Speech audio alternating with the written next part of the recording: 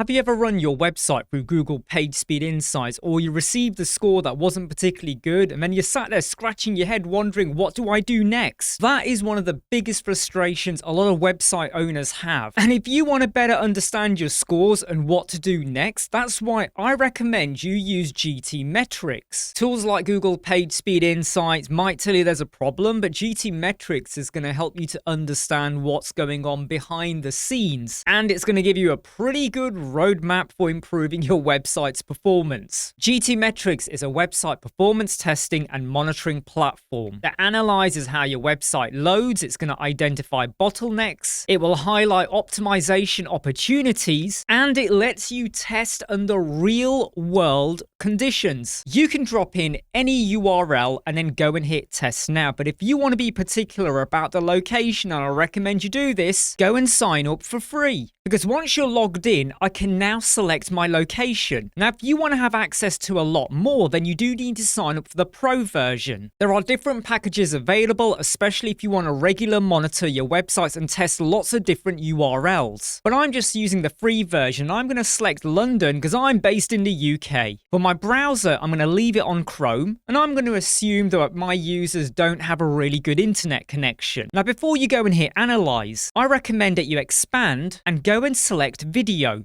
This is really important. And then I'm going to click Analyze. It doesn't take that long to start working through. So the results are showing a GTmetrix score of C. Performance 62%, structure 81, LCP, which is your largest contentful paint, time to first byte, and CLS, which is cumulative layout shift. Now, if I scroll down, I can see a summary of when things are happening. I'm going to come back to this. And then we have the performance, which kind of reiterates what we kind of got above. Now, I know a lot of this can be a little bit intimidating, but don't worry, because with GTmetrix, you don't need to be a performance engineer to understand this all. If you hover over the question marks, you will get a tooltip. And once you've gone through these, you'll better understand that if you've got really large images that are uncompressed, if you're loading in fonts from Google, maybe you didn't realize you were fetching them, or you got videos or carousels playing in your hero banner, or lots of animations happening, all of these things can contribute to what will then affect your score.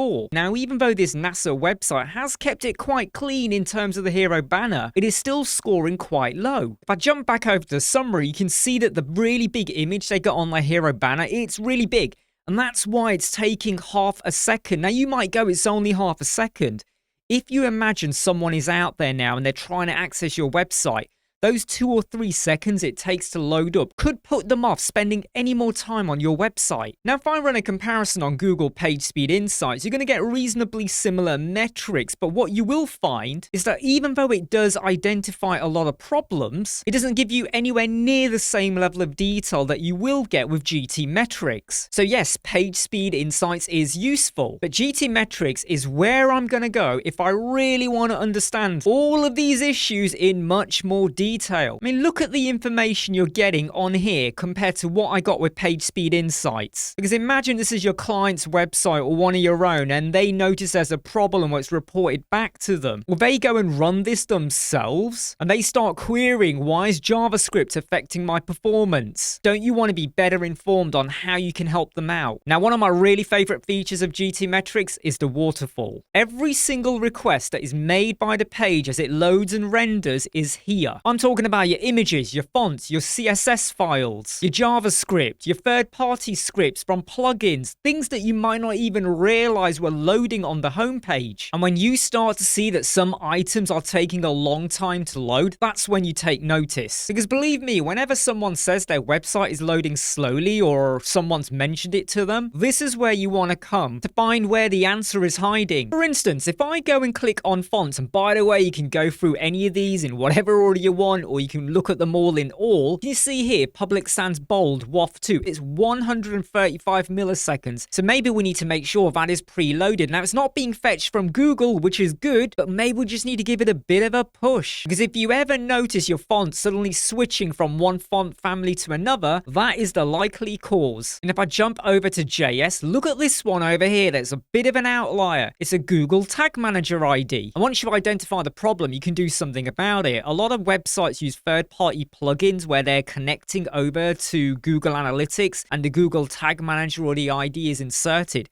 Maybe if you inserted some script instead, you can bypass the plugin's Google Tag Manager or the way it's loading it through. And this is what I mean by actionable information via GTmetrix. Because instead of guessing or assuming what is slowing things down, I can now see exactly what is being loaded on my website and how long it's taking. And you remember when I enabled that we would like to have a video as well? This is really important. So many people overlook this whenever they're assessing their website. Now when I hit play, this is going to show me the order of how things are loading up. So maybe there was a font switch. Maybe it went from Roboto to Merryweather. Or maybe an animation slowed things down. Or maybe there was a blank screen before the image loaded. So let's play that again. This time, I'm going to control it with the scroll bar. So yes, there is a blank screen, and 99% of the time, you might see that on many websites. But maybe you need to preload the image.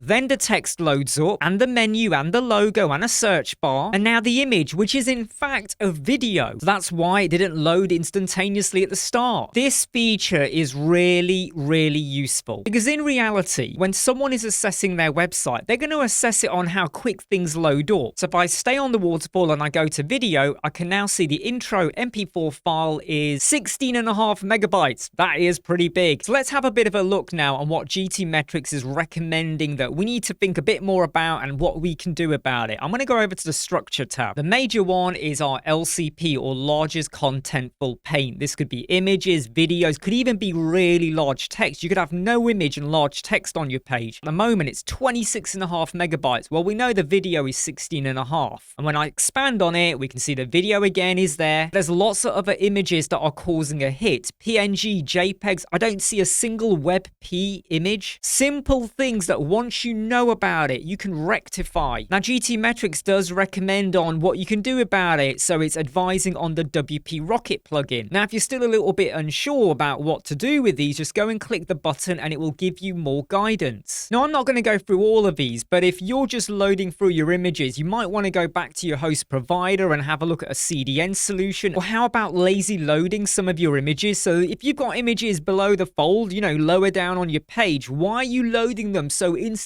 if they're not really needed for your hero banner? It all causes a delay. And if you do use a third-party plugin or a code snippet or another solution to try and sort these out, you can come back here to test it. I mean, this is one of my favorite ones, properly sized images. You've gone and got a really big image, but it's only this big on your website. So why don't you go and reduce the size? I mean, who needs an image that is 2,600 pixels wide, especially when it's only that big on the actual web page? Now, what I really like about this is how it prioritizes what I could look at. Back over here, it just lists them, and I don't know if the network dependency tree is more important than the improved image delivery. So logically, tackle the biggest opportunities first. Now, don't forget, you can test this under different conditions. So if I go and click compare, I'm going to stay on London, but I could change it to be a different location. If you do want access to more, you got to go for the pro version.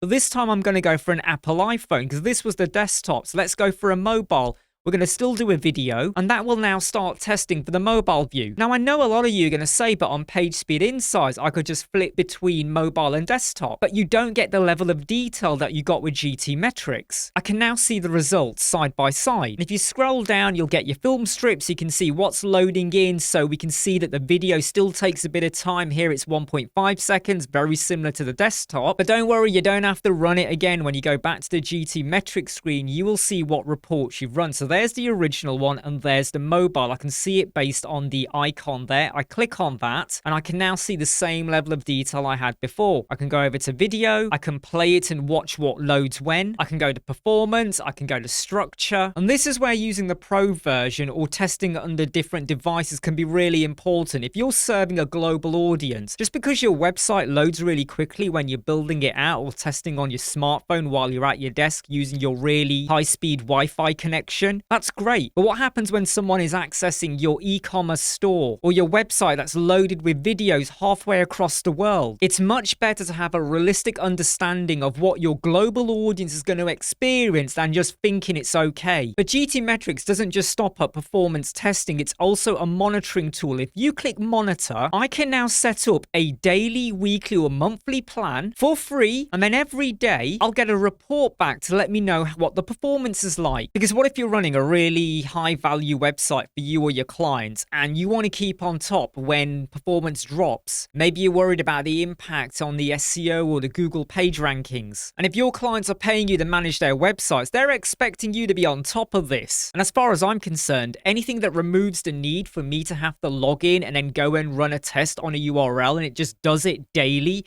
is fantastic. So where does GTmetrix fit into my workflow? I still use PageSpeed Insights because it's fast and it's free and I get a good overview of what's going on. But if I really want to understand those problems, like exactly what I need to touch or what I need to address. Maybe I want to review the waterfall data. Maybe I want to watch a video playback of the page loading. I want to test the score over different devices and not just desktop and mobile. I mean, I'm hoping that you noticed the range we've got here. So being able to do all of those comparison makes it much more valuable for me to be using GTmetrix. Think of it like this. PageSpeed Insights is going to tell me there's a problem, but GTmetrix is going to help me to understand the problem and what to do next. If you're serious about improving your website speed, rather than just checking a score, go and have a look at GTmetrix and find out a bit more about what's going on. Go and run your website through it and see what insights it uncovers for you.